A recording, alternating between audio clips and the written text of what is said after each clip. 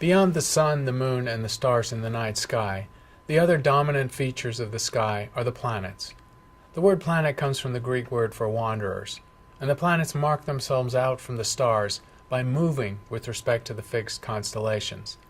They also don't twinkle, which means that they're physically resolved, and the disks of the planets are indeed visible to the naked eye, although usually no features can be seen.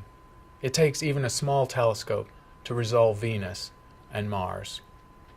The simplest distinction between planets is the so-called inferior planets, or those between us and the Sun, Mercury and Venus, and the superior planets, or those further out in their orbits from us than the Sun, Mars, Jupiter, and Saturn. These, of course, are the 5 planets observable with the naked eye. Together with the Sun and the Moon, they gave us our week. Subsequently, planets were discovered with telescopes: Uranus, Neptune, Pluto, although Pluto has since been demoted. Since the solar system is formed into a plane, and all the orbits are roughly in the same plane, the planets can always be seen in the night sky, close to where the Sun and the Moon are seen. There's various pieces of terminology associated with observing planets. When a planet is in conjunction, it's said to be near the Sun in the sky. When it's in opposition, it's said to be on the opposite side of the sky. We also define perihelion as the closest approach of a planet to the Sun in its orbit, and aphelion as the furthest distance of a planet from the Sun in its orbit. These variations can be quite substantial. Early in the history of Mars, people worked hard to observe Mars when it was at its closest approach to the Earth, so that they could resolve the features in the greatest detail with their small telescopes. So there should be no mystery in where you would go to look for planets in the night sky. They cannot be seen anywhere in the sky, but only in the ecliptic, which is the path that would be traveled if the Sun were in the sky. They're not exactly in the ecliptic, but within a band, because the tilt of each planet around the Sun is a few degrees. It's this band that covers the constellations of the zodiac. Planets that are inferior or closer to the Sun than the Earth will always be seen relatively close to the Sun in the sky, whereas planets that are exterior or superior can be seen at any location along the ecliptic, depending on where they are in their orbits. For example, to observe Mercury is difficult because Mercury never gets more than about 15 degrees on either side of the Sun. It is always blinded by the Sun's light. The best way to see Mercury is when it appears just after sunset or just before sunrise.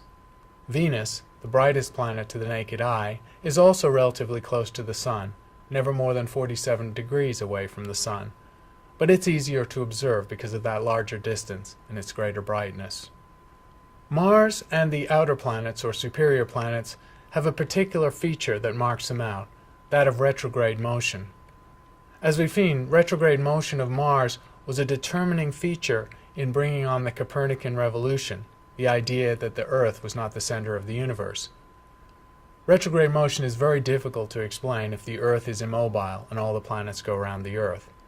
Because in a retrograde motion, Mars appears to reverse its direction for several weeks in the fixed pattern of the stars before recovering its forward motion. We can understand this fairly easily because the Earth is moving faster on an interior orbit to Mars, and so occasionally, from the perspective of the Earth, will appear to overtake Mars, leading to its projection backwards in a motion against the fixed pattern of stars. The same effect can be seen with all the outer planets, but it's much more subtle and more difficult to observe. I recommend that everyone go out and get accustomed to the night sky. You may have to leave where you live because most people live doused in city lights or in suburbia, where it's difficult to see the phenomena of the night sky. But almost everyone within half an hour can get to a good dark sky. Go out on a night without a moon and see what you can see. Take a constellation chart and see if you can figure out the stars. Go to Sky and Telescope or Astronomy Magazine's websites and you can find out where the planets will be on any particular night. Finding out about the night sky is available to everyone. The 5 planets visible to the naked eye have been known since antiquity. They always travel the same strip of sky traveled by the Moon and the Sun, the ecliptic, with some variation because of the tilt of those planets' orbits relative to the Earth-Sun plane. That strip of sky is called the zodiac. The planets with interior orbits to the Earth are always seen relatively close to the Sun in the sky, while the superior or exterior planets with orbits relative to the Earth can be seen at any point in the ecliptic.